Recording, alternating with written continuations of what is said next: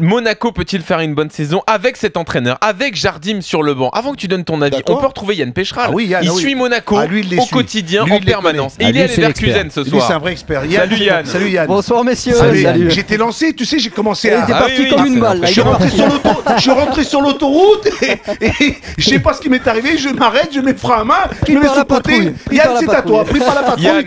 Contrôle radar, je me suis fait arrêter. À toi Yann. Pour l'instant, c'est quoi la saison de Jardim et quelle image il laisse à Monaco? Écoute, pour le moment, c'est assez mitigé, hein, Jean-Louis, parce que d'abord, le bilan de Monaco version Jardim, en chiffres, c'est 18 matchs officiels cette saison, 6 victoires simplement, 18 buts inscrits, c'est pas beaucoup.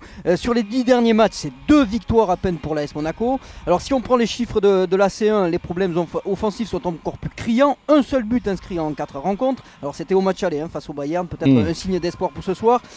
Alors, rien n'est perdu en championnat, c'est vrai, l'AS Monaco est 8ème, mais déjà à 11 points du leader marseillais. Et surtout, l'équipe de Jardim, elle souffle le chaud et le froid, tant au niveau des résultats que du jeu. Louis en parlait, il a été recruté aussi pour ça, parce qu'on souhaitait une meilleure qualité de jeu du côté de l'AS Monaco.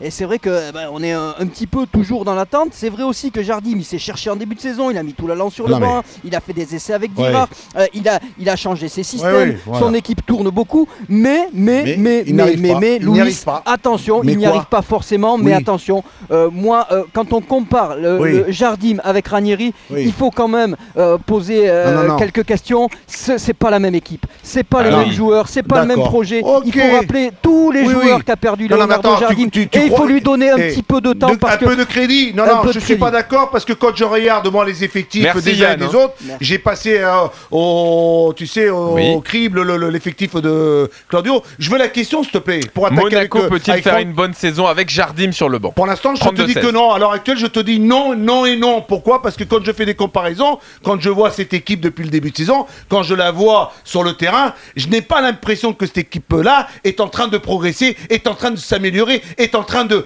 réaliser des choses intéressantes. Par exemple, je te donne un exemple, on a eu l'occasion d'en parler. L'Ajax Amsterdam, que j'ai eu l'occasion de voir hier soir, évoluer, jouer de cette façon, avec cette facilité, avec du passé-va, avec un jeu posé, construction et tout.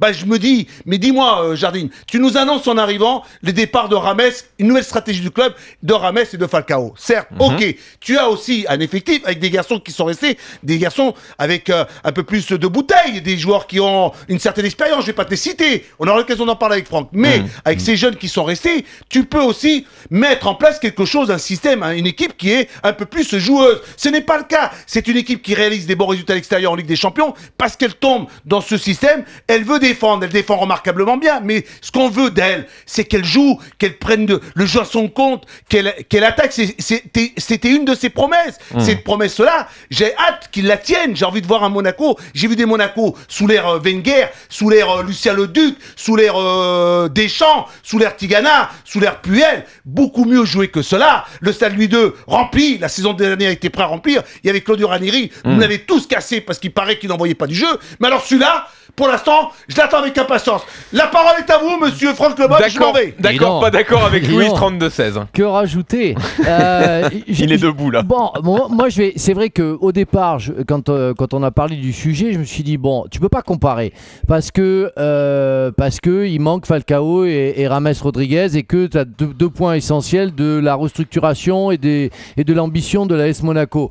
Après, ayant dit ça, c'est vrai que quand tu regardes l'AS Monaco, tu dis il y a quand même des joueurs de qualité qui sont restés, qu'il y a moyen de faire mieux et que je trouve que c'est assez poussif quand même au niveau de l'intention. Ah bah tu me suis alors.